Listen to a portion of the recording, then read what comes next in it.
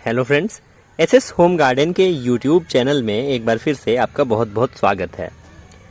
दोस्तों, हम सबको अपने प्लांट्स के लिए एक अच्छे खाद की ज़रूरत तो पड़ती ही है। तो कितना अच्छा हो कि अगर वो खाद भी बिना किसी लागत के, बिना किसी इन्वेस्टमेंट के घर पर ही तैयार हो जाए। फ्रेंड्स, हम सब जो अपने घर पे सब्जियां और फल खाते हैं, उसके छिलके जिन्हें हम यूं ही फेंक देते हैं, उससे बहुत ही पावरफुल खाद बना सकते हैं, जो कि आपके प्लांट्स के लिए एक वरदान की तरह काम करेगा और चमत्कारिक तरीके से आपके पौधों की वृद्धि होनी शुरू हो जाएगी। इसके लिए आपको ज़्यादा कुछ इकट्ठा करने की भी ज़रूरत नहीं है। बस आपको चाहिए उन सब्जियों और फलों के छिलके जो आप खा के फेंक देते हैं, और एक इस तरह का कोई गमला या बाल्टी। दोस्तों, गमला अगर टेराकोटा का हो तो और भी अच्छा है, क्योंकि टेराकोटा में डिकम्पोजिशन की स्मेल नहीं आती है, और अगर सड़न की बदबू आती भी है तो इतनी धीमी होती है, इतनी कम होती है कि वो दूर से आपको नहीं पता चलती। जब आप उसके नज़दीक जाएंगे और उसका लिड ओपन करेंगे, तभी आपको पता चलेगा कि अंदर कुछ डिकम्पोज हो रहा है। मैंने इस तरह के एक गमले का यूज़ किया है जो किसी काम का नहीं था, ये टूट गया था और मेरे वहाँ टेराकोटा अवेलेबल भी नहीं था, तो मैंने सोचा कि मैं इसे ही यूज़ में लेता हूँ। तो फ्रेंड्स, चलिए अब मैं बताता हूँ कि अब आपको आगे क्या करना है। लेकिन उससे पहले, अगर आपने मेरा चैनल अभी तक सब्सक्राइब नहीं किया है या पहली बार आप मेरे चैनल पे आए हैं, तो इसे प्लीज़ सब्सक्राइब कर दीजिए, और सब्सक्रिप्शन बटन के नीचे जो घंटी वाला आइकन है उसे भी ज़रूर प्रेस कर दीजिए, ताकि वीडियो की सारी नोटिफिकेशंस आपको टाइमली मिलती रहें। तो चलिए शुरू करते हैं। दोस्तों, सबसे पहला काम जो आपको करना है कि जो भी आप पॉट ले रहे हैं उसमें नीचे अच्छे ड्रेनेज होल कर दें, और उसके बाद उस पर कुछ ईंट पत्थर के टुकड़े बिछा दें, ठीक उसी तरह जैसे कि आप किसी पौधे लगाते वक्त करते हैं। ये प्रोसेस बिल्कुल सेम रहेगा। ईंट पत्थर के टुकड़े लगाना ज़रूरी होता है ताकि ड्रेनेज होल ब्लॉक ना हो। अब इसके बाद आपको इसके ऊपर आधे से 1 इंच की लेयर डालनी है कंपोस्ट या वर्मी कंपोस्ट की। अगर आप पहली बार बना रहे हैं तो आपको मार्केट से कंपोस्ट ले लेना होगा, लेकिन अगर आप दूसरी बार बना रहे होंगे तो फिर आप इसमें बना हुआ कंपोस्ट ही यूज़ कर सकते हैं। तो चलिए इसमें कंपोस्ट भर देते हैं।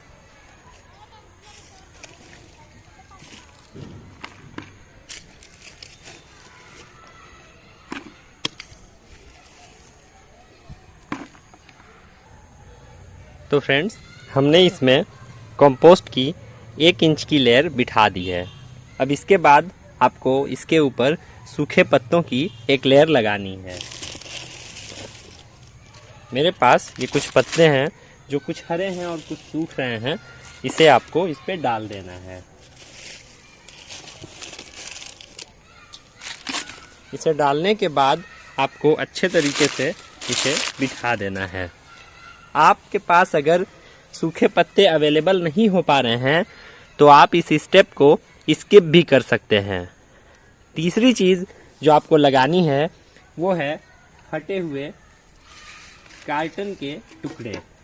इस तरह के आपको कार्टन के टुकड़े लेने हैं और ये आपको ऐसे लगा देने हैं। लगाने के बाद इसे आपको अच्छी तरह से दबा देना है। ऐसा इसलिए ज़रूरी है ताकि इस पॉट में का मॉइस्चर मेंटेन रहे। मॉइस्चर मेंटेन रहेगा और ये डैम्प कंडीशन में रहेगा तो इसमें डिकम्पोजिशन का प्रोसेस अच्छे तरह से होगा और जल्दी होगा। अब इसके बाद आपको इस पर एक लेयर और बिठानी है, और वो है हरे घास की लेयर। इसे आपको ऐसे इसमें लगा देना है।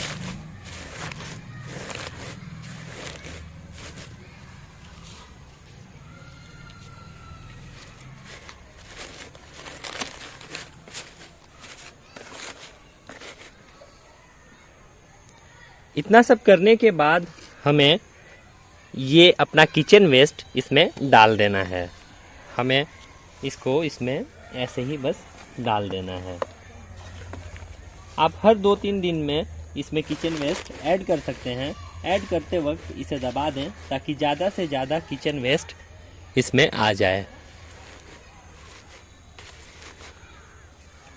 अब ऐसा करने के बाद हमें फिर एक घास की लेयर इस पर लगा देनी है। हर दिन की किचन वेस्ट डालने के बाद आपको उस पर एक ग्रास का लेयर लगा देना है। लगाने के बाद इसे दबा देना है और इस पर पानी डाल देना है ताकि ये मॉइस्ट हो जाए। पानी डालते वक्त इस बात का ध्यान रखें कि पानी सिर्फ इतना ही हो कि ये पॉट और इसमें रखे हुए आपके किचन वेस्ट सिर्फ मॉइस्ट हो जाएं। पानी ड्रेनेज होल से बहुत ज़्यादा बाहर ना आए, क्योंकि जब पानी बाहर आएगा तो उसके साथ माइक्रो न्यूट्रिएंट्स भी बाहर आएंगे।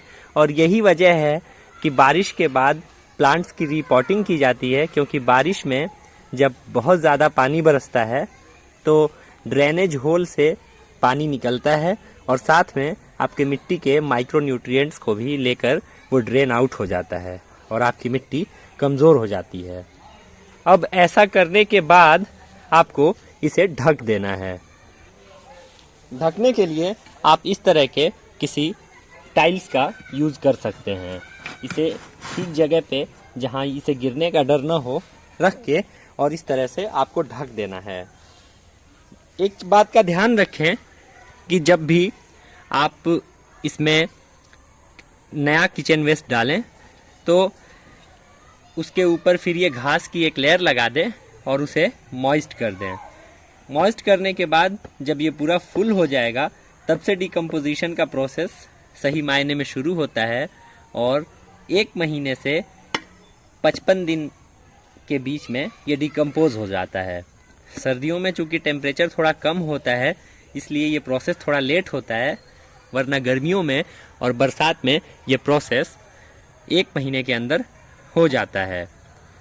तो चलिए देखते हैं आगे की अपडेट्स। दोस्तों आज 2 महीने हो चुके हैं और आज हम देखने जा रहे हैं कि जो हमने कंपोस्ट बनाया है उसकी क्या पोजीशन है। देखिए, अरे हमने कहाँ तक बनाया था, आप ये पूरा ठूस ठूस के हमने भरा हुआ था, लेकिन ये बिल्कुल कम होके हाफ से भी कम हो गया है। और अगर हम कंपोस्ट की बात करें तो देखिए कितनी बढ़िया खाद हमारी तैयार हो गई है। इसमें जो बड़े पत्ते ये जो नहीं डिकम्पोज हो पाए हैं इन्हें हमें निकाल देना है और उसके बाद इस खाद को अच्छी तरह से ड्राई कर लेना है। जब ये खाद पूरी तरह से सूख जाएगी उसके बाद से हमें इसको छान करके जो चीज़ें नहीं डिकम्पोज हो पाई हैं उन्हें अलग कर देना है और जो चीज़ें जो पूरा डिकम्पोज हो चुका है उस पोर्शन को एज अ कंपोस्ट यूज़ करना है। इसे आप सॉइल मिक्स के साथ तो यूज़ कर ही सकते हैं, इसके अलावा आप अलग से फर्टिलाइज़र के तौर पे भी 12 इंच के गमले में 2-2 मुट्ठी यूज़ कर सकते हैं। तो दोस्तों एक आसान सा प्रोसेस था जिससे आप भी अपने घर में किचन कंपोस्ट बना सकते हैं। Thank you friends.